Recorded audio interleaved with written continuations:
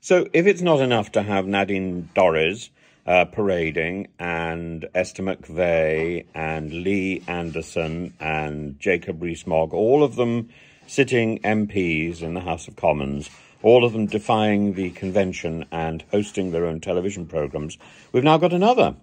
We've now got Jake Berry, who was standing in for Nadine Dorries on talkTV, not terribly badly, and now he's moved across to GBNews, and he emerges as one of the most charismatic characters, eating on air or popping pills or nibbling an apple or something.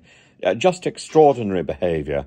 And he was absolutely muted by a telephone call from Terry in Cambridge, a man who's 75. He seems to be a lifelong Conservative supporter, and none of the paper shuffling, none of the staring into the camera did anything to puncture Terry's diatribe.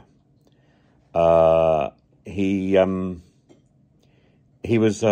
initially questioned Jake Berry's competence. Jake Berry pointed out that he wasn't a vice chairman, he was the chairman, until it got too hot for him to handle, and then he said, well, he was only chairman for 49 days. Yes, well, that was 49 days too much.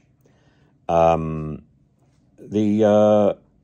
point was that politicians have become a practical joke, don't hold the country with proper respect, don't know how to run the country, have in fact run the country down.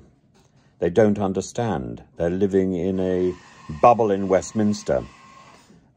You should hold your head in shame, he says. He excoriates not only the right but also the left.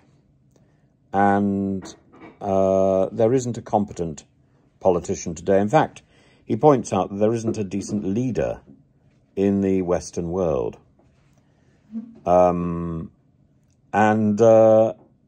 It is extraordinary. Jake Berry's response is first to say, well, is it not time for the exhumation of Mrs. Thatcher?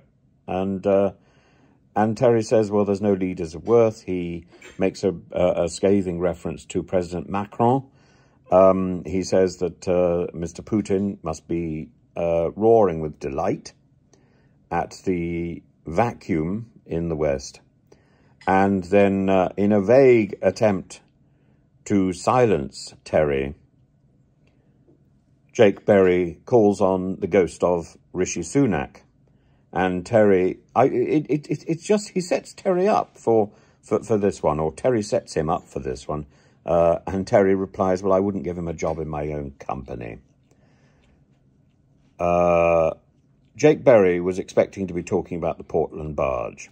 What he did was expose himself as utterly incompetent.